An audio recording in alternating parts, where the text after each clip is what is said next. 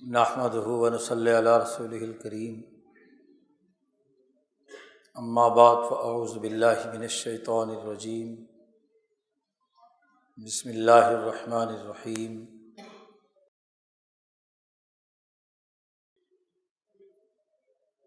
قال اللہ تبارک و تعالی: وما کان ربک لیہلک القری بظلم واہلھا مصلحون۔ وقال النبی صلی اللہ علیہ وسلم: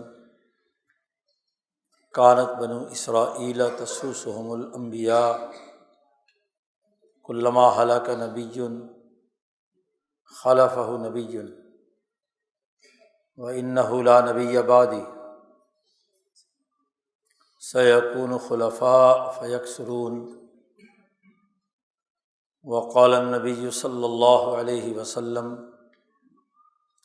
ان الناس اذا رأوا ظالما فلم یأخذوا علی یدیہ اوشک ان یعمہم اللہ العقاب۔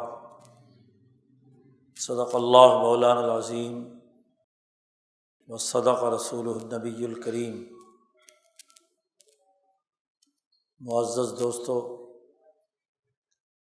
کتاب مقدس قرآن حکیم کا بنیادی موضوع انسانی سماج، انسانی معاشرہ، انسانی اجتماعیت، انسانی اجتماعیت یا معاشرہ زوال پذیر کیسے ہوتا ہے اور عزت و افتخار، ترقی اور عروج کیسے حاصل کرتا ہے، یہ کتاب مقدس قرآن حکیم کا موضوع ہے۔ اجتماعی مسائل کو پیش نظر رکھنا اور اس کے بارے میں غور و فکر کرنا قرآنی تعلیمات کا بنیادی اساسی مقصد ہے۔ قرآن حکیم یہ چاہتا ہے کہ انسان اللہ تبارک و تعالیٰ کی معرفت اور اللہ تبارک و تعالیٰ سے سچا تعلق قائم کر کے انسانی اجتماع کو عدل و انصاف، امن و امان اور معاشی خوشحالی سے ہمکنار کرے۔ خدا پرستی اور انسان دوستی ایک مسلمان کی سب سے بڑی شناخت ہے۔ قرآن حکیم نے اس حوالے سے گزشتہ انبیاء کے واقعات جن کا تعلق انسانی اجتماعیت سے ہے اسے بڑی کثرت سے بیان کیا ہے۔ قوموں کے عروج و زوال، اس کی خرابیوں، اس کے نقائص، اس کے نتیجے میں انسانیت پر جو ظلم اور زیادتی وجود میں آتی ہے اس کا تجزیہ کیا ہے۔ ان معاشروں، ان ریاستوں، ان ممالک اور بستیوں کا تذکرہ کیا ہے کہ جو انسانیت کے لیے، بھلائی کے لیے کام کرنے والی ہے۔ ان کے بارے میں اللہ نے فرمایا ہے کہ کسی بھی سوسائٹی میں اگر معاملات اور اجتماعی تقاضے صحیح طور پر ادا کیے جا رہے ہیں تو اللہ ان بستیوں کو تباہ و برباد نہیں کرتا، خواہ وہ کفر اور شرک کی حالت میں کیوں نہ ہو۔ یہ آیت مبارکہ جو تلاوت کی گئی ہے اس میں اللہ تبارک و تعالیٰ نے یہ ارشاد فرمایا ہے کہ اللہ پاک کسی بستی کو اس لیے ہلاک نہیں کرتا کہ وہ کفر اور شرک کی حالت میں ہے۔ مفسرین لکھتے ہیں کہ بظلم سے مراد بکفر و شرک، کیونکہ ان شرک لظلم عظیم قرآن نے بیان کیا ہے۔ تو اللہ تبارک و تعالیٰ کسی بستی کو، کسی قوم کو، کسی ریاست کو تباہ نہیں کرتا۔ وما کان ربک لیہلک القری، تیرے رب کا یہ کام نہیں ہے اے محمد صلی اللہ علیہ وسلم کہ کفر کی وجہ سے، شرک کی وجہ سے ان بستیوں کو تباہ و برباد کر دے، جبکہ وہ بستیاں وَأَهْلُهَا مُصْلِحُونَ، بستی میں رہنے والوں کے معاملات عدل کے ہیں، انصاف کے ہیں، سچائی کے ہیں، تو محض کفر اور شرک کی وجہ سے دنیا میں سزا نہیں دیتا، کفر اور شرک کی سزا آخرت میں ملے گی۔ یہاں تو انسان کو اللہ نے، ہر قوم کو یہ اجازت دی ہے کہ فمن شاء فلیؤمن ومن شاء فلیکفر، اس دنیا میں جس کا جی چاہے مسلمان ہو جائے اور جس کا جی چاہے کافر ہو جائے، زبردستی کسی پر نہیں ہے کہ وہ کلمہ پڑھے۔ لا اکراہ فی الدین، دین میں کوئی جبر نہیں ہے، دعوت ہے، اچھے برے بھلے کی تمیز سکھانا، یہ دین کا تقاضا ہے، لیکن زبردستی کی جائے کہ آپ مسلمان بن جاؤ، مومن بن جاؤ، یہ نہیں ہے، اختیار ہے۔ اسی اختیار ہی کا تو امتحان ہے کہ اپنے اختیار سے آپ نے دنیا میں ایمان قبول کیا ہے یا کفر اختیار کیا ہے۔ جو اپنا اختیار استعمال کرو گے اس کے نتائج نکلیں گے۔ ایمان اختیار کرو گے تو آخرت میں جنت ملے گی، کفر اختیار کرو گے تو جہنم میں داخل کیا جاؤ گے۔ دنیا میں آپ کو مرتے دم تک یہ اختیار ہے کہ مومن مرو یا کافر مرو، کفر کی وجہ سے یا ایمان کی وجہ سے تمہارے لیے یہاں فیصلے نہیں بدلے جا سکتے۔ دنیا میں بستیوں کی تباہی اور بربادی کا بنیادی قانون یہ ہے کہ مسلمان ہو یا کافر، دنیا میں وہ فساد مچاتا ہے، لوگوں کے معاملات میں گھپلا کرتا ہے، ظلم کرتا ہے، ناانصافی کرتا ہے، اصلاح کے بجائے فساد۔ یہ دونوں قرآن حکیم کی اصطلاح ہے، اصلاح بین الناس اور افساد بین الناس، انسانوں کے درمیان اصلاح کرنا، ان کی اجتماعیت کو برقرار رکھنا، ان کے حقوق ادا کرنا، ماں باپ کا حق، پڑوسی کا حق، خریدار کا حق، بیچنے والے کا حق، سڑک پر چلنے کا حق، جی اسی طریقے سے جو معاہدات وجود میں آئے ان معاہدات میں دوسرے فریق کا حق، سوسائٹی کا حق،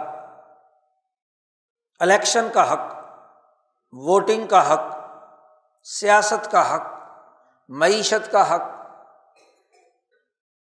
جو لوگ اصلاح کے نقطۂ نظر سے حقوق ادا کرتے ہیں، کسی کا حق نہیں مارتے، کسی کے ووٹوں پر ڈاکہ نہیں ڈالتے، کسی کے ساتھ معاہدے کی خلاف ورزی نہیں کرتے، خرید و فروخت میں دوسرے فریق کے مال پر ناجائز قبضہ نہیں کرتے، دوسرے فریق سے ناجائز منافع خوری نہیں کرتے، عدالت کا حق، انصاف کا حق۔ ایک جج عدل و انصاف کے مطابق فیصلے کر رہا ہے، ایک فریق اپنا مقدمہ عدالت میں لے جاتا ہے واقعی حق کے لیے، نہ کہ دوسرے کے مال کو ہڑپ کرنے کے لیے۔ نبی اکرم صلی اللہ علیہ وسلم نے ارشاد فرمایا کہ دیکھو، عدالت فیصلہ کرتی ہے ظاہر پر، تم میں سے کوئی آدمی میری عدالت میں آ کر بڑا چرب زبان ہو اور بڑے اچھے طریقے سے اپنی جھوٹی بات کو دلائل سے واضح کر دے، اور بالفرض محمد مصطفیٰ صلی اللہ علیہ وسلم فرماتے ہیں کہ اگر میں نے اس کی باتوں سے متاثر ہو کر کسی کا ناجائز حق کاٹ کر دوسرے فریق کا اسے دے دیا تو یاد رکھو میں نے جہنم کا ٹکڑا کاٹ کر دیا ہے اسے۔ اگر نبی کا فیصلہ بھی بالفرض لوگوں کی چرب زبانی کی وجہ سے ایک ہو جائے تو اس کے بارے میں بھی حضور نے فرمایا کہ یہ جہنم کا ٹکڑا کاٹ کر دے رہا ہوں۔ غیر نبی کی عدالت کا فیصلہ کیا ہوگا؟ وہاں اگر ظلم ہو رہا ہو تو پھر کیا ہے؟ دیکھو، انسانی سماج حقوق سے عبارت ہے، ہر انسان دوسرے انسان کا محتاج ہے، کیونکہ اپنے سارے کام خود کر نہیں سکتا۔ سب آدمی گندم اگانے سے لے کر روٹی بنانے تک اور لقمہ بنا کر منہ تک لے جانے والا سارا کام خود کر سکتے ہیں؟ نہیں۔ اور اگر بالفرض کسی نے ایسا کر لیا تو کیا کپڑے کے لیے کپاس اگانے سے لے کر کپڑا پہننے سینے تک کے تمام مراحل کپڑے کے بننے کے عمل میں آپ لوگ سب اپنا کام کر سکتے ہیں؟ نہیں، دوسرے انسانوں کی ضرورت پیش آتی ہے۔ مکان کی اینٹ خود بنانے سے لے کر مزدوری کرنے سے لے کر سارا کام اکیلا مکان تعمیر کر سکتے ہیں آپ؟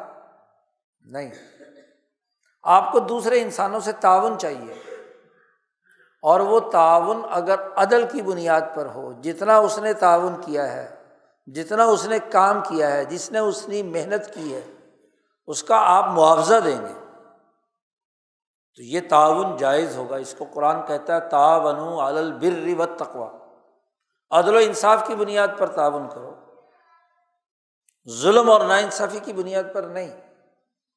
تو جب ہم اجتماعی مسائل کہتے ہیں تو اجتماعی مسائل ایک دوسرے کے ساتھ جو تعاون باہمی ہے اس میں ایک دوسرے کے حقوق ادا کرنا ہے۔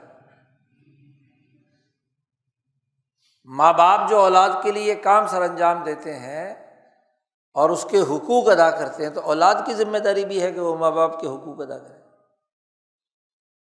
محلے میں لوگ مل کر کام کرتے ہیں تو جو محلے دار ہیں سب کو محلے کی خیر خواہی اور بلائی کے لیے مل کر کام کرنا، وہاں کوئی چور ڈاکو چکا ایک پیدا ہو جائے تو پورے محلے کے لیے مصیبت بن جاتی ہے۔ کسی ریاست کو عمدہ اور اچھے طریقے سے چلانے کی جدوجہد کا نام سیاست ہے، اور وہ بجائے اچھے طریقے سے بھونڈے طریقے سے چلائے، اس کو مقروض بنائے، اس کو امن نہ دے، اس کو انصاف نہ دے، تو وہ حق توڑنے والا ظالم ہے، متکبر ہے۔ ریاست اس لیے بنائی جاتی ہے اور ریاستی ذمہ داریاں حکومتوں کو اس لیے سونپی جاتی ہیں کہ وہ ان پوری اجتماع میں رہنے والے لوگوں کے جان مال عزت آبرو کا تحفظ کرے، اور عوام کی ذمہ داری یہ ہے کہ لوگوں کو ڈسپلن میں عدل و انصاف فراہم کرنے میں، امن و امان قائم کرنے میں حکومت جو قوانین بنائے، جو ضابطے بنائے، جو سسٹم بنائے، عوام اس کی پاسداری کرے۔ اس کو معاہدہ عمرانی کہتے ہیں، سوشل کانٹریکٹ کہتے ہیں۔ یہ حقوق کی ادائیگی کا ایک نظام ہے۔ معاشی سرگرمیوں میں لوگ ایک دوسرے کے ساتھ تعاون کرتے ہیں، سیاسی عمل میں ایک دوسرے کے ساتھ تعاون کرتے ہیں، تو یہ تمام کے تمام امور جن کا تعلق اجتماعیت کے ساتھ ہے، ان میں اگر فساد پیدا ہو، اور فساد کیا ہے؟ قرآن حکیم نے کئی جگہ پر اس کا ذکر کیا ہے۔ اللہ نے فساد کی حقیقت بیان کرتے ہوئے کہا ہے، مکے کے معاشرے کے اس ظالم کا تذکرہ کیا ہے جس کے بارے میں قرآن کہتا ہے یہلک الحرث والنسل۔ انسانی اجتماع کی دو بڑی بنیادی ضرورتیں ہیں، ایک معاشی ضرورت ہے اور ایک نسلوں کی حفاظت ہے۔ ظالم متکبر سیاستدان، حکمران، لیڈر اور رہنما وہ دو کام کرتا ہے، نسلوں کو تباہ و برباد کرتا ہے ان کے حقوق نہ دے کر، ظلم کر کے، اور اگر وسائل معاشی آ گئے تو ان معاشی وسائل کو آگ لگاتا ہے، تباہ و برباد کرتا ہے، اللہ تللوں میں خرچ کرتا ہے، لوگوں کے حقوق پر ڈاکہ ڈالتا ہے۔ اس کے بارے میں اللہ نے کہا لا یحب الفساد، اللہ تعالیٰ اس فساد کو پسند نہیں کرتا۔ تو ایک فساد فی الارض ہے اور ایک اصلاح فی الارض۔ تو اللہ فرماتے ہیں کہ جس بستی کے لوگ اہلھا مصلحون، انسانوں کے درمیان صلح و صفائی، حقوق کی ادائیگی کا نظام بناتے ہیں، ان کا سیاسی نظام صاف شفاف، ان کا معاشی نظام عدل و انصاف کا اور اصلاح کا، ان کا سماجی نظام حقوق کی ادائیگی کا، ان کے مسائل کے حل کرنے کے لیے عدالتی نظام عدل و انصاف کا، ان کا تعلیمی نظام نوجوان نسل کے اندر عقل و شعور پیدا کر کے قومی ذمہ داریوں سے آگاہی کا، اصلاح کا نظام تو یہی ہے۔ اور اگر نظام تعلیم لوگوں کو چور و چکا بنائے، کرپٹ بنائے، مفاد پرست بنائے، تو یہ افساد بین الناس۔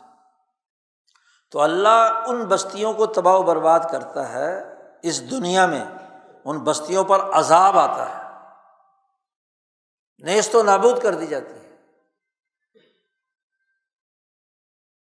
وہ ایک طرح کی جہنم میں رہ رہی ہوتی ہیں اس دنیا میں، جن کے بستی والے تمام لوگ فساد مچا رہے ہیں، اور جو اچھا کام کر رہے ہیں چاہے کفر اختیار کیا، وہ اللہ کو نہیں مانتے نا۔ ایک کافر کو بھی اللہ میں رزق دیتا ہے، ایک مشرک کو بھی دیتا ہے، سب کو دیتا ہے۔ اس کی وجہ سے بستیاں تباہ نہیں کی جاتی، تباہ ہوتی ہیں جب فساد بچتا ہے۔ اس سے پہلے والی آیت میں اللہ نے کہا ہے کہ فلولا کان من القرون، پیچھے پورا واقعات انبیاء علیہم السلام کے بیان کیے ہیں، موسیٰ علیہ السلام کا واقعہ ہے اور دوسرے واقعات بیان کیے ہیں کہ کیوں نہیں گزشتہ بستیوں میں وہاں کے عقل مند لوگوں نے اولو بقیۃ ینہون عن الفساد فی الارض، کہ جو عقل مند صاحب بصیرت دانا لوگ تھے، ان لوگوں نے کیوں نہیں روکا جب زمین میں فساد مچایا جا رہا تھا۔ پیچھے اللہ نے کہا ہے نا کہ شعیب کی بستی الٹ دی، ہم نے لوط کی بستی پر پتھر برسائے، ہم نے صالح علیہ السلام، ہود علیہ السلام، ان کی قوموں کی پوری کی بستی پر عذاب آیا، موسیٰ علیہ السلام پر ظلم مسلط کرنے والے فرعون کو دریائے نیل میں غرق کر دیا۔ ان تمام واقعات میں اللہ نے کہا کہ ان کے عقل مندوں نے ان کو روکا کیوں نہیں فساد فی الارض۔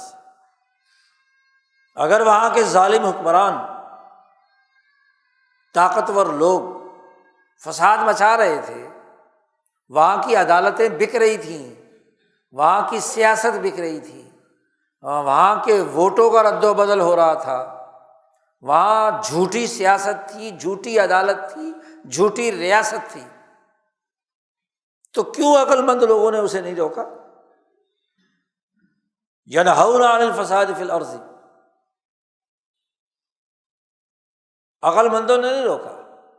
الا قلیلا ممن انجینا، بہت تھوڑے سے لوگ تھے، مصر کی ساری بستی کے ظالم غرق کر دیے، تھوڑے سے لوگ تھے جو موسیٰ علیہ السلام لے کر باہر نکلے۔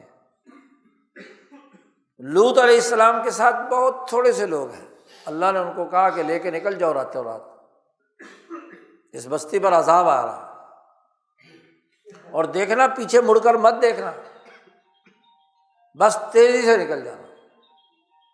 نوح علیہ السلام سے کہا کہ ظالموں کی میرے سامنے کوئی سفارش نہ کرنا، تیرا بیٹا بھی ڈوب رہا ہو تو اس کا بھی مجھ سے مدد مت مانگنا۔ تو تھوڑے سے لوگ بچے، 84-85 آدمی، باقی سب غرق کر دیے گئے طوفان نوح میں، الا قلیلا ممن انجینا۔ باقی لوگوں نے کیا کیا تھا؟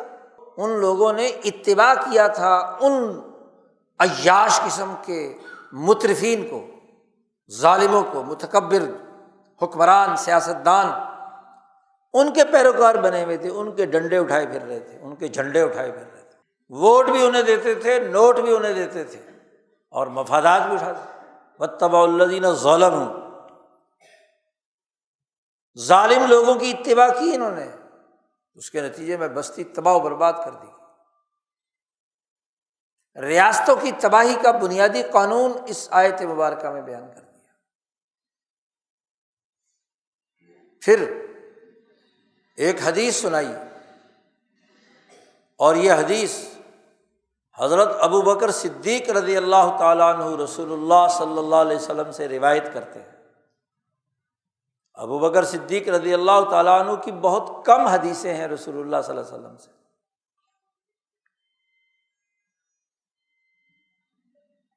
اس آیت کی تشریح میں خطبہ دیتے ہوئے ارشاد فرمایا کہ ایک آیت کا تم غلط مطلب سمجھتے ہو، یا ایھا الذین آمنوا علیکم انفسکم، تم پر لازمی ہے کہ اپنے آپ کو بچاؤ، اور تم اگر ہدایت یافتہ ہو تو دوسروں کی گمراہی تمہیں کوئی نقصان نہیں دے گی۔ لا یضرکم من ضل اذا اہتدیتم، اگر تم خود نیک ہو اور ہدایت یافتہ ہو تو تمہارے علاوہ ظالموں متکبروں کی گمراہی تمہیں کوئی نقصان نہیں پہنچائے گی۔ لا یضرکم من ضل اذا اہتدیتم، کہا کہ جب تم یہ آیت پڑھتے ہو تو اس کا تم غلط مطلب سمجھتے ہو کہ جی اگر ظلم ہو رہا ہے کسی ملک میں، اجتماعی حقوق ٹوٹ رہے ہیں، تو میں تو نیک ہوں نا، میں نے تو کچھ نہیں کیا، میں تو ہدایت یافتہ ہوں، میں تو اچھے کام کرتا ہوں، میں نے کبھی کسی کا حق نہیں مارا، میں نے کبھی جھوٹ نہیں بولا، میں نے کبھی کسی کو نقصان نہیں پہنچایا۔ آج کل ہمارے مذہبی لوگ کہتے ہیں کہ تم خود نیک ہو جاؤ، بس علیکم انفسکم،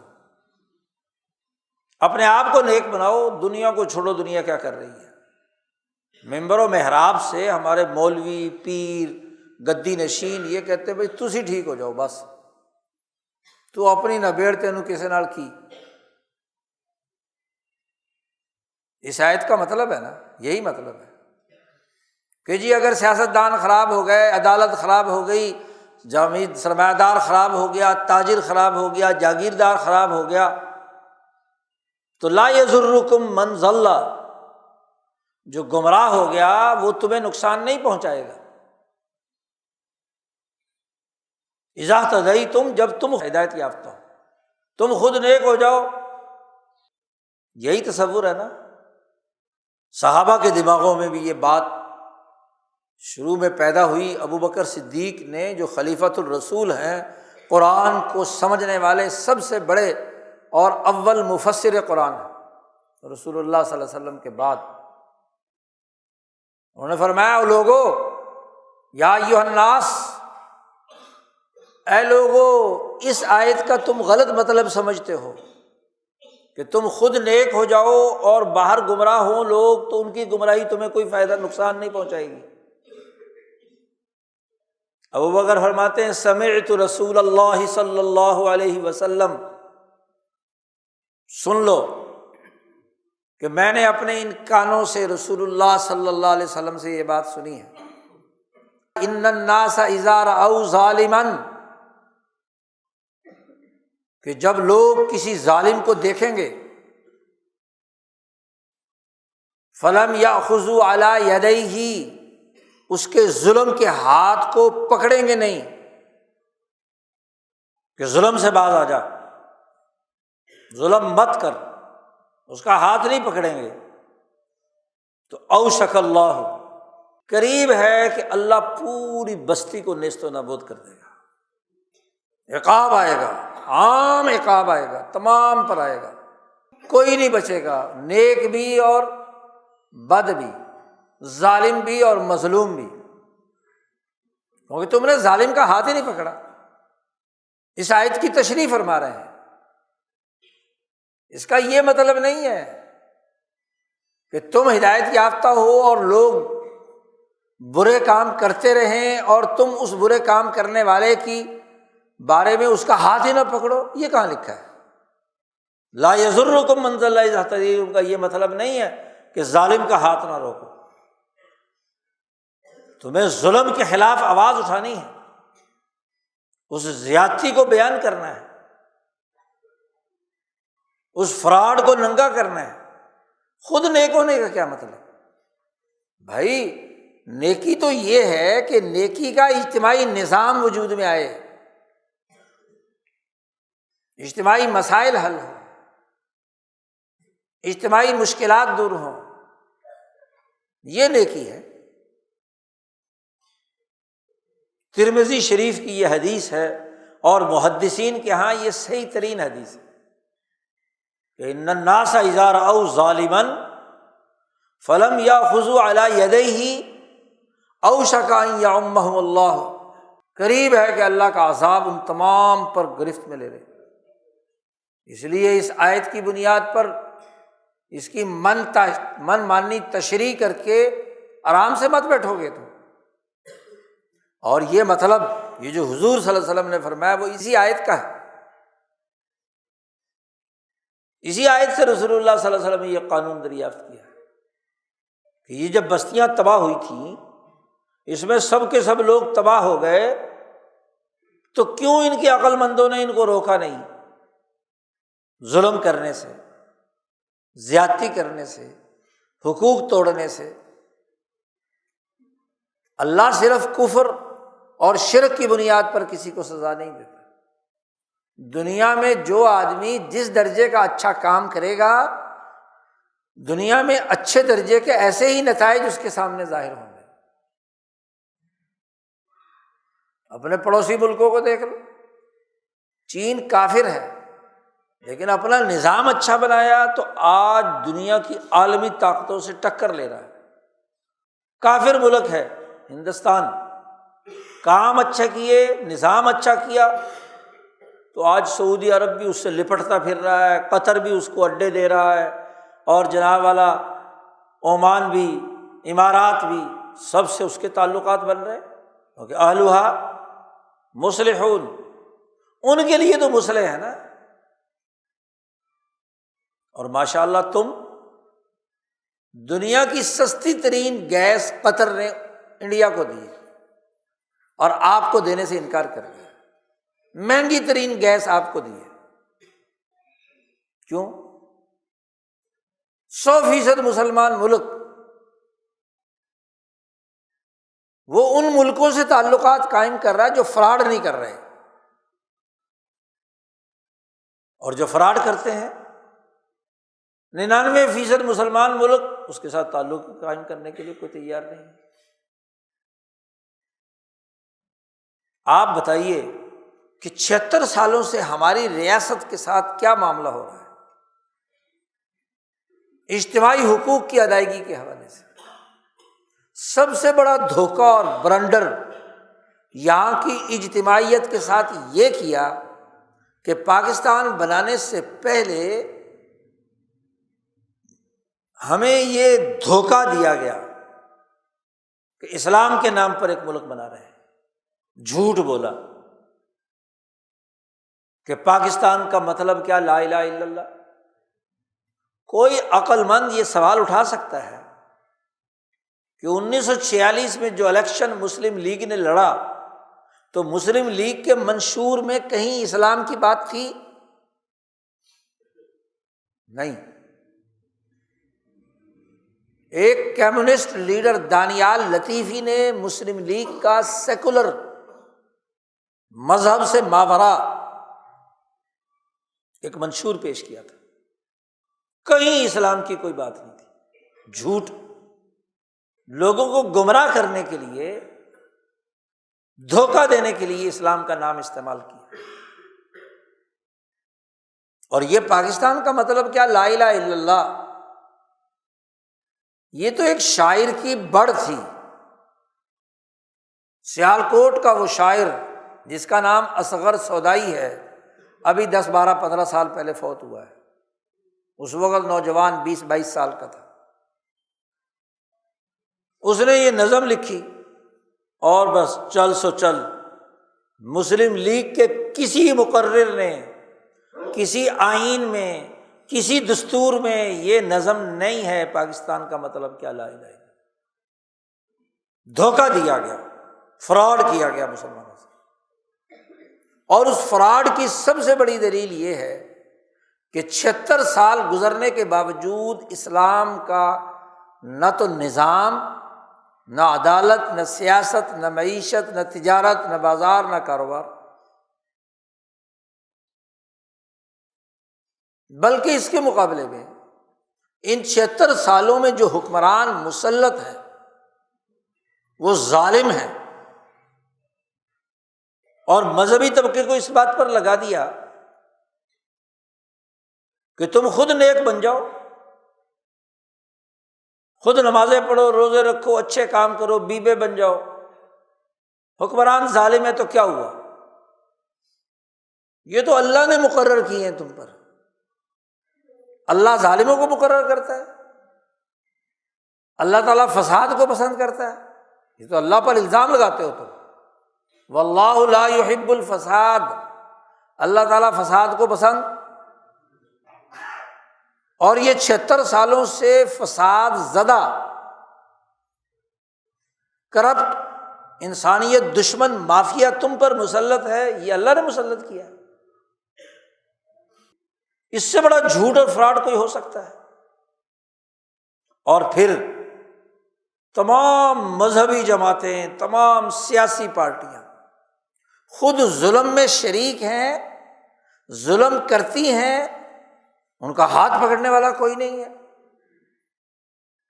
ریاستوں کی تباہی اور بربادی تبھی ہوتی ہے کہ جب ظالم کا ہاتھ پکڑنے والا کوئی نہ ہو۔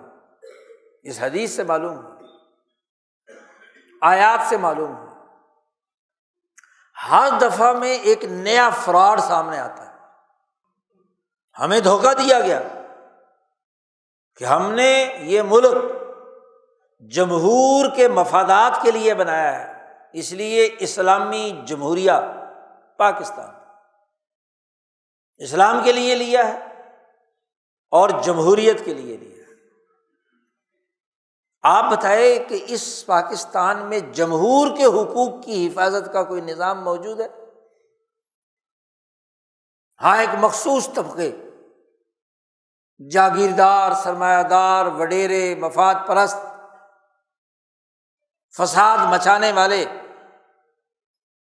عالمی سامراج کے مفادات کی نگہبانی کرنے والے فسادی لوگ ہم پر مسلط، انہیں کے حقوق ہیں۔ ایک بیچارہ جمہور عوام میں سے جس کا صرف ووٹ لیا جاتا ہے،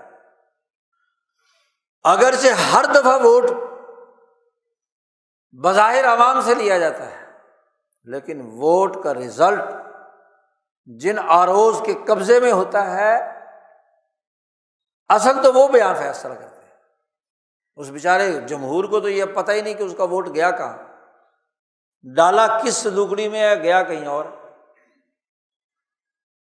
یہ ظلم نہیں ہے؟ عوام کسی کو ووٹ دیں، نمائندہ بنائیں، اور مولوی حضرات کہیں کہ ووٹ دینا شرعی حق ہے، شہادت ہے، شہادت دی ہے مثلاً ایک کے حق میں، اس کی وہ شہادت اٹھا کر ایک افسر، ایک سسٹم وہ شہادت اٹھا کر اس کے لیے دے دے جس کو لیے اس نے شہادت نہیں دی۔ اس سے بڑا ظلم ہو سکتا ہے؟ عدالت میں ایک فریق کے حق میں کسی نے شہادت اور گواہی دی اور اسے گواہی کو دوسرے فریق کے حق میں استعمال کر لیا جائے، یہ عدل ہے؟ 1946 کا پہلا الیکشن ہوا، دوسرا بلکہ 1936 کا پہلا الیکشن ہوا اس ہندوستان میں، دونوں الیکشنوں میں انگریزوں نے طے کیا تھا کہ کون آدمی کس صوبے میں کون سی حکومت قائم کرے۔ برٹش آرمی نے، برٹش گورنر جنرل نے، انگریز ڈپٹی کمشنروں نے، اے سیوں نے، انہوں نے فیصلہ کیا تھا کہ کس جگہ پر کون سا منتخب ہو کر نمائندہ آگے جائے گا دونوں الیکشنوں میں۔ تو جمہور کا ووٹ کہاں گیا؟ جمہور کی رائے سے کیا بنا؟ جب فیصلہ ہی انہوں نے کیا، وہ الیکشن سے پہلے ہو چکا، تو جمہوریت ہے یا فراڈ ہے؟ پھر پاکستان بننے کے بعد مسلسل 23 سال کوئی الیکشن نہیں ہوا، سوائے ایوب خان نے 62-63 میں بی ڈی الیکشن کروائے، یا اس سے پہلے بلدیات کے الیکشن لیاقت علی خان کے زمانے میں، عام انتخابات نہیں ہوئے۔ پہلا انتخاب 1970 میں ہوا اور یہ آخری انتخاب ابھی 8 فروری کو ہوا۔ 12 انتخابات ہو چکے، 12 کے 12 انتخابات میں انڈین آرمی کے جوتوں میں پاؤں ڈالنے والی مقتدرہ ریاستی مافیا، اس نے فیصلہ کیا ہے نا کہ کون بنے گا حکمران، ووٹوں نے کیا ہے۔ مجیب الرحمان کی 160 سیٹیں اور بھٹو کی 80 سیٹیں، اکثریت کس کی ہے؟ بھٹو کی تھی نا۔ یہ سچ ہے نا کہ بھٹو کو اس پاکستان کا وزیر اعظم اور صدر بنانا چاہیے۔ اسی دن سے جھوٹ شروع ہو گیا۔ پہلے الیکشن کے نتیجے میں جو 160 نشستیں لینے والا ہے اس کو حکومت نہیں دی جائے گی۔ بھٹو صاحب کہتے ہیں کہ جو بنگلہ دیش جائے گا میں اس کی ٹانگیں توڑ دوں گا۔ اسمبلی کا اجلاس تو وہاں بلوایا تھا، کوئی اسمبلی کے اجلاس میں نہ جائے۔ ادھر سے جمہوریت ہے اور اس جمہوریت میں 80 سیٹیں لینے والا لیڈر ہے اور 160 سیٹیں لینے والا جیل میں بند ہے۔ 1977 میں یہی ہوا۔ جنہوں نے کوئی سیٹ نہیں لی، دھاندلی کا شور مچا کر 9 ستارے فراڈ کے ساتھ الیکشن کے خلاف سڑکوں پہ نکل آئے، اور ماشاء اللہ لیفٹ رائٹ کرتے ہوئے ضیاء الحق صاحب آ گئے، امیر المومنین تم پر مسلط ہو گئے۔ جس نے سیٹیں لیں وہ پھانسی چڑھ گیا، وہی جس نے پہلے مجیب الرحمان کا حق مار کر حکومت لی تھی، انہوں نے 4-5 سال استعمال کیا اور استعمال کر کے ردی کی ٹوکری میں پھینک دیا۔ 4-5 سال بعد اگر وہ اکثریت لیتا بھی ہے تو حکومت اسے نہیں دی جائے گی، ماشاء اللہ لگا کر 5 جولائی 1977 کو جھوٹ بول کر۔ اور یہ جھوٹ ہم نے اپنی آنکھوں سے دیکھا ہے، بوڑھوں کو پتہ ہے کہ 5 جولائی 1970 کو شام 5 بجے ضیاء الحق نے قوم سے خطاب کیا تھا، سب لوگ ٹی وی کے آگے بیٹھے تھے، بوڑھے جتنے بھی، ہم نے بھی اپنی آنکھوں سے دیکھا کہ میں صرف 90 دنوں کے لیے آیا ہوں، آئین کے تحت 90 دن میں الیکشن ہونے ہیں، میں الیکشن کراؤں گا دوبارہ اور چلا جاؤں گا۔ وہ 90 دن کتنے سال چلے؟ 11 سال۔ جھوٹ نہیں ہے؟ کیسا امیر المومنین ہے، کیسے حق کا نمائندہ ہے۔ اور پھر اس ظلم کے خلاف آواز اٹھانے کے بجائے، یعنی الیکشن کی جھوٹی دھاندلی کے خلاف 9 رہنما، 9 لیڈر، حلوہ مانڈا کھانے والے سب کے سب اس دھاندلی کے خلاف تو کہتے ہیں ظلم کے خلاف ہے، نظام مصطفیٰ رائج کریں گے جی۔ اور جو 90 دن کا وعدہ کر کے آیا، وہاں وہی 9 پارٹیاں 3 وزیر دے رہی ہیں، 3 وزیر دیے ہیں اسی ماشاء اللہ کے حکمران کو۔ JUI نے 3 وزیر دیے، جماعت اسلامی نے 3 وزیر دیے، دوسری پارٹیوں نے، اصغر خان نے، جتنے 9 ستارے تھے ہر ایک نے 3 وزیر دے کر حکومتیں لے لی۔ نظام مصطفیٰ اس کا نام ہے، جھوٹ اور فراڈ۔ یہ حدیث اس پر فٹ ہوتی ہے کہ ان الناس اذا رأوا ظالما فلم یاخذوا علی یدیہ، انہوں نے ضیاء الحق کا ہاتھ نہیں پکڑا۔ جب بھٹو مجیب الرحمان پر ظلم کر رہا تھا، بھٹو کا ہاتھ نہیں پکڑا۔ جب بھٹو پر ظلم ہو رہا تھا، ان 9 ستاروں کا اور اس کے سربراہ مفتی محمود کا ہاتھ کسی نے نہیں پکڑا، ضیاء الحق کا ہاتھ کسی نے نہیں پکڑا۔ ظلم ہو رہا ہے۔ 1985 دسمبر میں ریفرنڈم ہو رہا ہے کہ پاکستانیوں کو اسلام چاہیے، اور اگر چاہیے تو 5 سال کے لیے میں صدر پاکستان۔ ریفرنڈم ہوا کہ نہیں ہے؟ بقول پیر پگاڑا کے وہ مرحوم کہا کرتا تھا کہ فرشتوں نے ووٹ دیے ہیں۔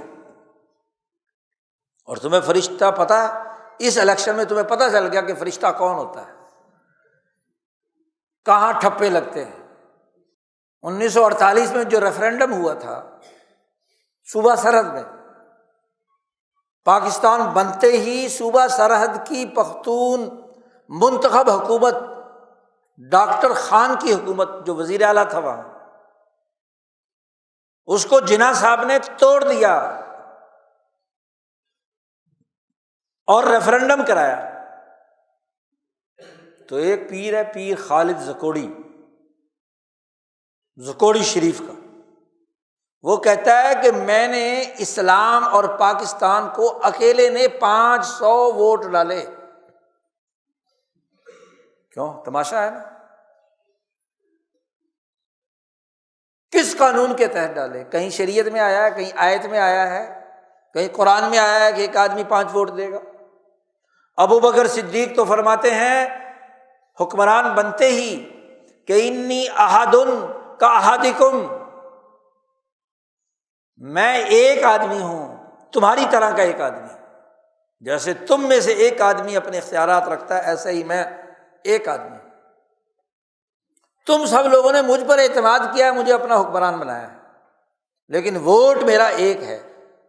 ابو بکر صدیق کا ووٹ ایک ہو اور ماشاءاللہ پاکستان کے پیروں کا ایک پیر کا ووٹ 500 ہو، جھوٹ نہیں ہے۔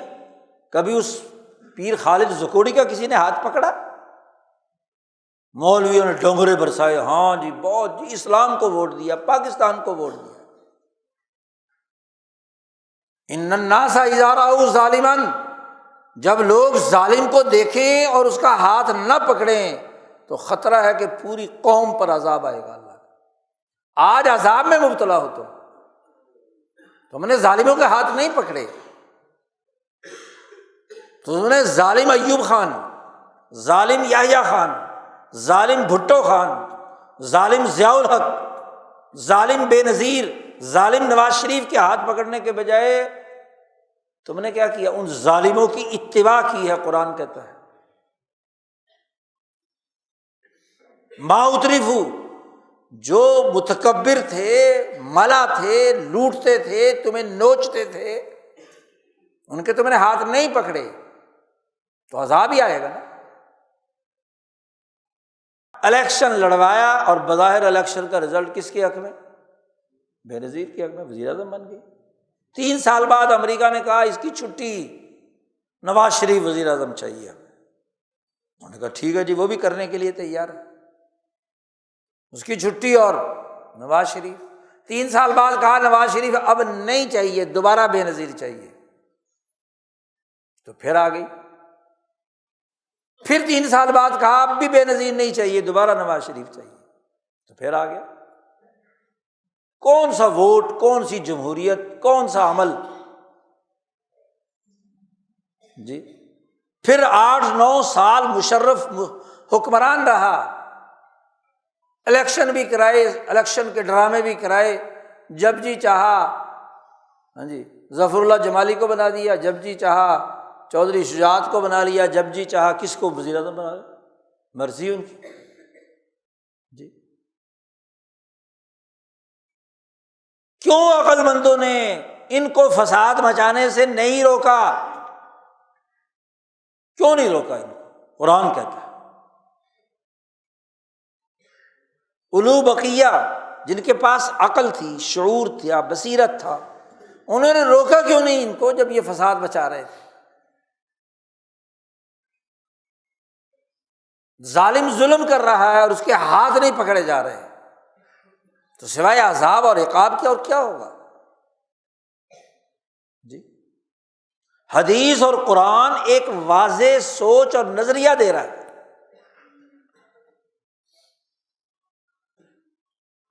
اور اس کے بعد پھر وہی تماشا، کبھی پیپلز پارٹی، کبھی نواز شریف، کبھی فلانا، کبھی فلانا۔ پھر عمران خان 1996 میں برطانیہ نے فیصلہ کیا کہ یہ تو کئی دفعہ استعمال ہو گیا، ایک نیا کھلاڑی میدان میں اتارا جائے اور اس کو ملک کا وزیر اعظم بنایا جائے۔ 96 میں فیصلہ ہو چکا تھا تمہارے لیے کہ تمہارا وزیر اعظم عمران خان ہوگا، تو 2018 میں اسے بنا دیا۔ سارے جھنڈا لے کر نوجوان بھی اور اس میں بھی ہاں جی یادگار پاکستان میں جا کر جمع ہو گئے۔ 2011 میں سارے نوجوانوں نے ووٹ دیا۔ سوال یہ ہے کہ اس نے حکومت میں آنے کے بعد اس سسٹم کے حوالے سے کیا کیا؟ وہ سارے الیکٹیبل جمع کیے جو یہاں کی مقتدر قوتوں نے اس کی جھولی میں ڈالے بطور جہیز کے، اور جب امریکہ کا آرڈر آیا کہ نہیں نہیں اب یہ نہیں چاہیے ہمیں، تو سارے الیکٹیبل نکال کر کیا ہے دوسری پارٹیوں کی جھولی میں ڈال دیا۔ خود کہتا ہے کہ نہ میری پارٹی میں تنظیم ہے، نہ ہمارے پاس کوئی نظریہ ہے۔ جب نظریہ نہیں ہے، پارٹی نہیں ہے، تو انصاف کس کے بل بوتے پر ہوگا؟ انصاف کے لیے تو کوئی طریقہ کار ہو۔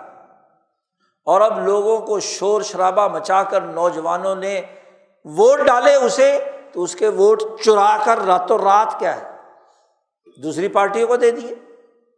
تو جس سسٹم میں ظلم موجود ہے، غلامی موجود ہے، پستی موجود ہے، اس سسٹم کو بدلے بغیر جو پریکٹیکل کیا جائے گا وہ ظالم کے ہاتھ مضبوط کرے گا۔ اب جتنے بھی آزاد دوسری پارٹیوں میں جا رہے ہیں، ان کے لوٹا بنانے میں سب سے بڑا کردار کس کا ہے؟ ان نوجوانوں کے ووٹوں کا ہے جنہوں نے کیا ہے اسے ووٹ دیا ہے۔ پارٹی ختم، نشان ختم، سب کچھ ختم، اور پھر ان آزادوں کو لوٹا بننے کا موقع دیا کہ وہ آزاد ہیں، کسی پارٹی کے پابند نہیں ہیں۔ جدھر سے اشارہ ہوگا وہاں سارے آزاد گھوم جائیں گے۔ لوگ ایسے ظالموں کو دیکھ رہے ہیں لیکن ہاتھ نہیں پکڑتے۔ کیوں؟ مذہب کے نمائندوں نے تمہیں کہا ہے کہ تم نمازیں پڑھو، روزے رکھو، اپنا دھندا پیٹو، خود نیک بن جاؤ، دوسروں کی گمراہی تمہیں نقصان نہیں پہنچائے گی۔ آیت کا غلط مطلب تمہارے دماغوں میں ڈال دیا منبر و محراب سے، اسلام کے نام پر، تبلیغ کے نام پر، مذہب کے نام پر، اصلاح کے نام پر، اور جو اصل نظریہ ہے وہ غائب۔ بھائی اگر یہ بات تھی تو رسول اللہ صلی اللہ علیہ وسلم مکہ مکرمہ میں اپنے گھر میں عبادت کرتے رہتے جی، کوئی روکتا تھا؟ بلکہ حرم میں بھی عبادت کرتے تو کوئی نہ روکتا۔ اعتراض اس بات پر تھا کہ آپ اس عبادت کے ساتھ ساتھ ہمارے نوجوانوں کو خراب کر رہے ہیں، ہمارے خلاف بھڑکا رہے ہیں۔ ابو بکر صدیق رضی اللہ تعالیٰ عنہ خانہ کعبہ میں کھڑے ہو کر قرآن پاک پڑھتے تھے بلند آواز سے، اور قرآن پاک کی آیات وہاں کے ظالموں کے خلاف، مکی صورتیں وہاں کے ظالموں، سرمایہ داروں، متکبروں کے خلاف ننگی تلوار تھی۔ کلا ان الانسان لیطغی، خبردار کوئی انسان کچھ دوسرے انسانوں کو غلام نہیں بنا سکتا، اور اگر وہ باز رہا ہے تو اس کے بال پکڑ کر گھسیٹ لو۔ کلا لئن لم ینتہی لنسفعا بالناصیہ۔ جب یہ ابو بکر اونچی اونچی آواز میں پڑھتے تو چاروں طرف نوجوانوں کا، عورتوں کا جمگھٹا ہوتا، ایک تو قرآن کا نور، قرآن کی عظمت، اور پھر قرآن جو باتیں کر رہا ہے، تو مظلوم اور کمزور لوگ ابو بکر صدیق کے چاروں طرف کھڑے ہو کر ٹھٹ کا ٹھٹ جمع ہو جاتے۔ مکے کے مشرکوں کو خطرہ لاحق ہوا، یہ تو ہمارے خلاف پیغام انقلاب ہے۔ ابو بکر صدیق سے کہا کہ یہاں سے آپ حرم میں نہیں پڑھیں گے نماز، حرم میں نہیں پڑھیں گے۔ حالانکہ حرم سے روکنا مکے کے مشرکوں کے ہاں بھی ناجائز سمجھا جاتا تھا کہ کسی کو مسجد میں آنے سے روکا جائے، مسجد حرام میں تنگ کیا، تکلیفیں دی، تو ابو بکر صدیق رضی اللہ تعالیٰ عنہ نے ہجرت کا ارادہ فرما لیا، ہجرت کا سامان اٹھایا اور چل پڑے حبشہ کی طرف۔ راستے میں ایک وادی میں پہنچے تو وہاں کا ایک سردار تھا ابن دغینہ، اس سے جب ملاقات ہوئی تو اس نے پوچھا ابو بکر یہ سامان سمون باندھ کے کدھر جا رہے ہو بچوں کے ساتھ؟ انہوں نے فرمایا میری قوم مجھے وہاں رہنے نہیں دے رہی، وہ کہتی نکل جاؤ یہاں سے، تو اس لیے میں یہاں سے ہجرت کر کے اب حبشہ جا رہا ہوں۔ وہ کہنے لگا سر پکڑ کر خدا کا خوف، تمہارے جیسا نیک انسان وہ مکہ والے نکال رہے ہیں اسے، میری موجودگی میں ایسا نہیں ہو سکتا، چلو میں جا کر میں تمہاری ضمانت دیتا ہوں۔ ابو بکر صدیق کو واپس لے آیا راستے سے، مکے والوں سے بات کی کہ بھئی کیا وجہ ہے، اتنا نیک سیرت انسان، خدمت کرنے والا انسان، تمام غریبوں کی، انسانوں کی، مزدوروں کے کام کرنے والا انسان، اس کو تم نکال رہے ہو، شرم نہیں آتی تمہیں؟ انہوں نے کہا یار یہ ہمیں بہت تنگ کر رہے ہیں تو اس لیے ہم نکال رہے ہیں، اور اگر یہ شرط ہماری منظور کر لیں تو ہم ان کو یہاں رہنے کے لیے تیار ہیں۔ اس کو کہو تم اگر ضمانت دینا چاہتے ہو تو ضامن صاحب ہماری ایک شرط ہے، اور وہ شرط یہ ہے کہ ابو بکر بیت اللہ الحرام میں قرآن نہیں پڑھے گا، ہمارے بچے خراب ہوتے ہیں، ہمارے نوجوان اس کے پیچھے لگتے ہیں، ظلم کے خلاف شعور آتا ہے، کیونکہ وہ تو عربی جانتے ہیں نا، جب بلند آواز سے قرآن پڑھیں گے تو ارد گرد کے نوجوانوں کو سنائی دیتی ہے، انہیں ترجمے کی کیا حاجت ہے؟ یہ اپنے گھر میں کمرے میں بند ہو کر جتنا مرضی قرآن پڑھیں، ہمیں اس سے کوئی جھگڑا نہیں ہے، رہے یہاں مکے میں۔ یہ شرط انہوں نے لگائی۔ ابن دغنہ نے ابو بکر صدیق سے کہا بھائی تم نے نماز ہی پڑھنی ہے تو گھر میں پڑھ لیا کرو، قرآن وہاں نہ پڑھا کرو، تم میری لاج رکھو اور یہ شرط مان لو۔ ابو بکر صدیق نے کہا ٹھیک ہے، گھر میں پڑھ لیا کروں گا، معاملہ طے پا گیا۔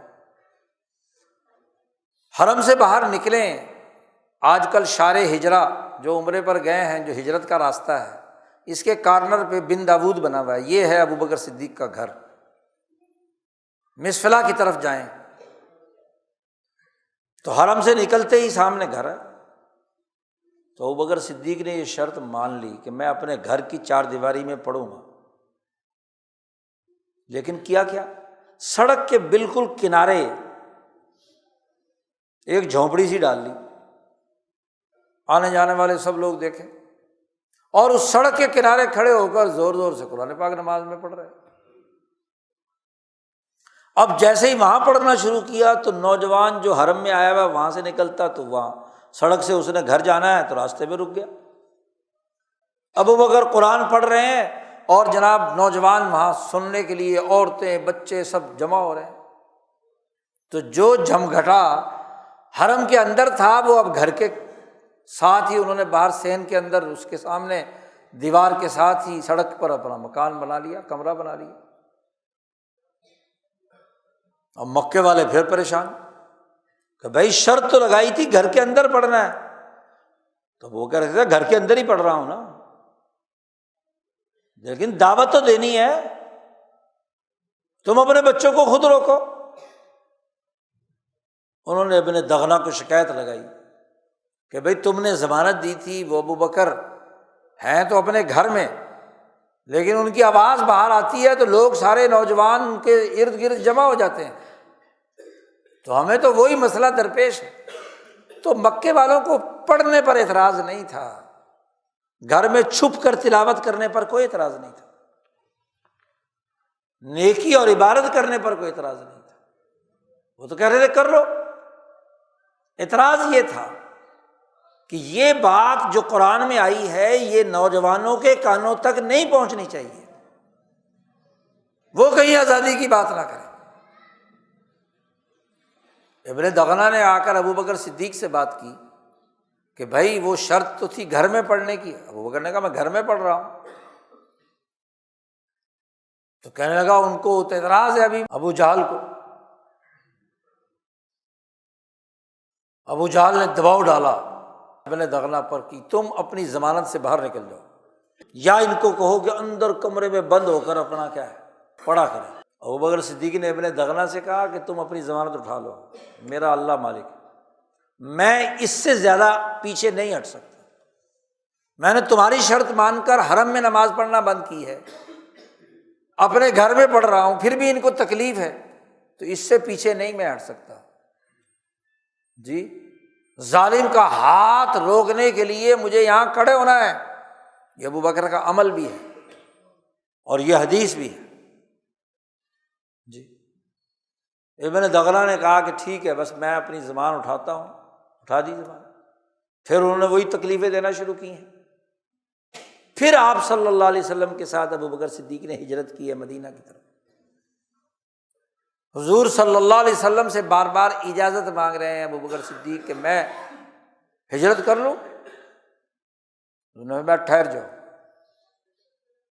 پھر فرمایا ٹھہر جاؤ، کئی دفعہ اجازت مانگی، اور جس دن اجازت حضور صلی اللہ علیہ وسلم کو ہجرت کی ملی اسی دن عائشہ صدیقہ فرماتی ہیں کہ حضور صلی اللہ علیہ وسلم ہمارے گھر آئے، ظہر کا وقت تھا، اور ابو بکر سے کہا کہ بھائی ہجرت کی مجھے اجازت مل گئی ہے تو چلیں، کوئی سواری ہے؟ ابو بکر صدیق نے فرمایا کہ ہاں 2 اونٹنیاں میں نے اسی کام کے لیے تیار کر رکھی ہیں پہلے سے ہی، تاکہ ہم سفر کر سکیں، ہجرت کر سکیں۔ حضور صلی اللہ علیہ وسلم نے فرمایا کہ میں ہدیہ اور گفٹ نہیں لوں گا، میں پیسے دوں گا اس کے، جو اونٹنی تم نے میرے لیے رکھی ہے اس کے میں پیسے دوں گا، سودا کرو میرے سے۔ ابو بکر نے کہا یا رسول اللہ میری ماں باپ آپ پر قربان ہوں، میں آپ سے پیسے لوں گا، صبح شام آپ میرے پاس آتے ہیں، میں آپ کے پاس آتا ہوں۔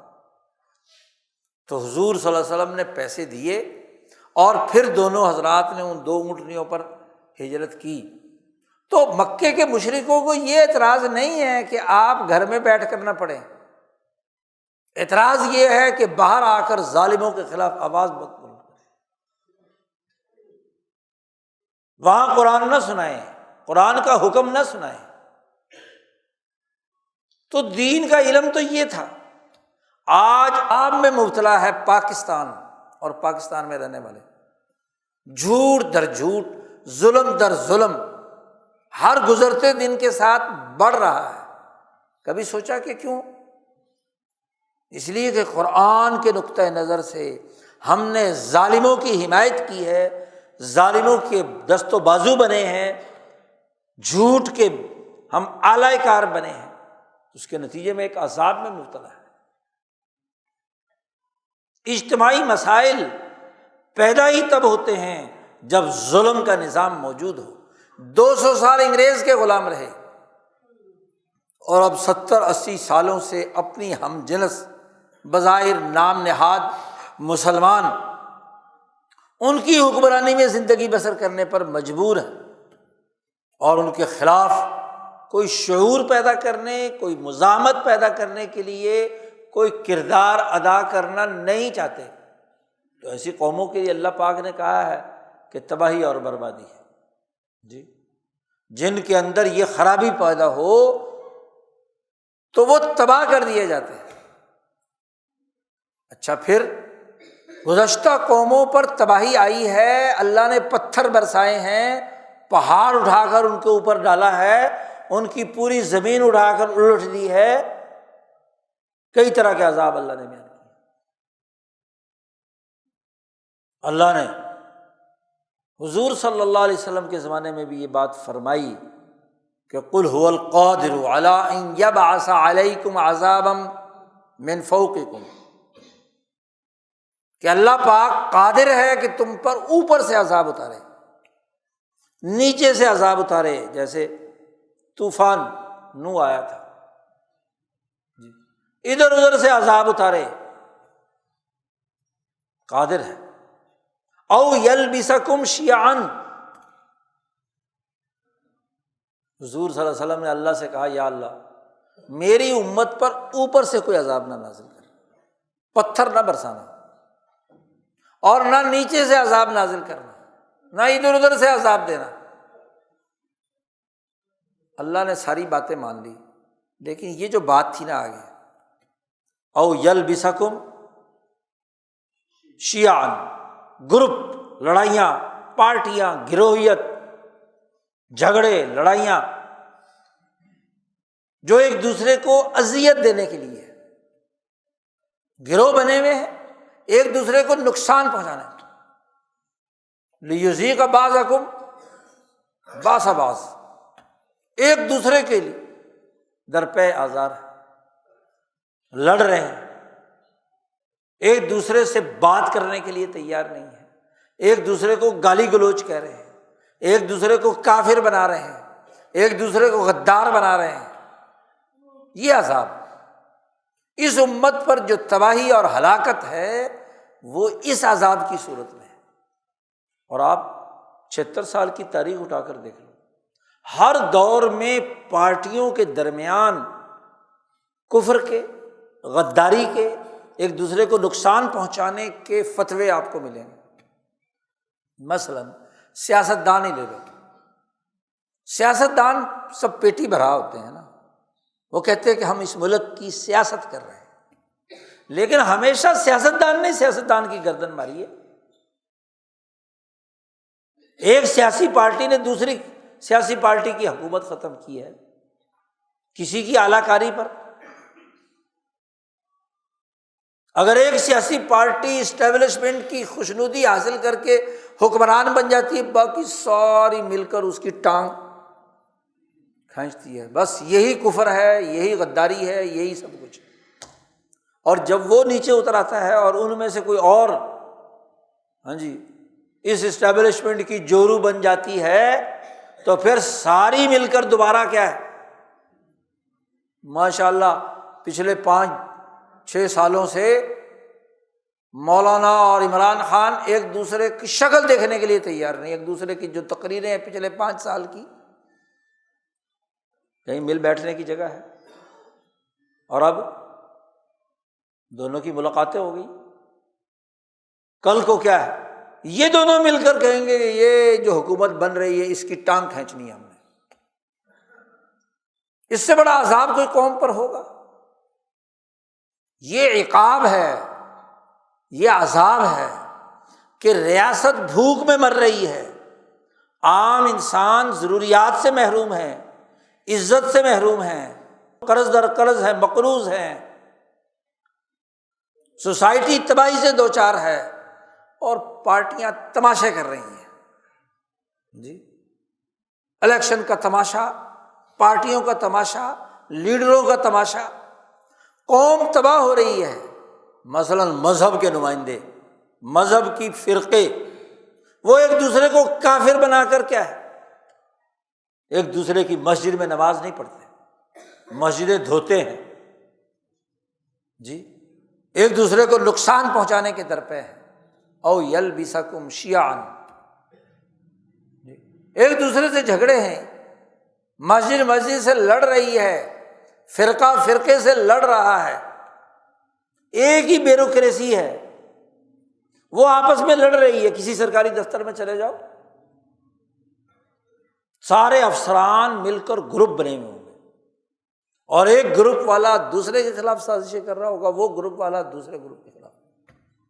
اے سی کا دفتر، ڈی سی کا دفتر، تعلیم کا دفتر، عدالت کا دفتر، جج گروپ بنے ہوئے ہیں۔ ایک عدالت ہے، supreme court, high court, session court, اور ان کے فیصلے متضاد، ایک دوسرے کے خلاف، گروپوں کی حکمرانی ہے۔ ایک ہی عدالت کا ایک چیف جسٹس ہوتا ہے تو فیصلہ اور دوسرا اگر بنتا ہے تو فیصلہ اور۔ کیا قانون ہے؟ جنگل کا قانون ہے۔ مدرسے ہیں، یونیورسٹیاں ہیں، مسجدیں ہیں، ایک دوسرے کی دشمن۔ سرکار کی یونیورسٹیاں ہیں، ہر یونیورسٹی کے اساتذہ ہیں، گروپوں میں بٹے ہوئے، پارٹیاں بنی ہوئی ہیں۔ اس سے بڑی ہلاکت ہے کوئی اور؟ جن قوموں نے ترقی کی ہے، اہلھا مصلحون، انہوں نے ڈسپلن قائم کی ہے۔ ساری پارٹیاں ایک بنیادی اساسی اصول کے مطابق کام کرتی ہیں، اس کی خلاف ورزی نہیں کرتی، ایک ڈسپلن کے ساتھ، ریاست کے ساتھ مخلص ہے۔ یہاں ریاست کے ساتھ مخلص ہے۔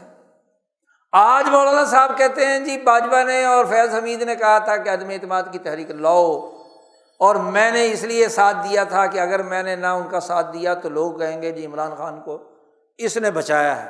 اور اب بچانے کے لیے کون ہے جی؟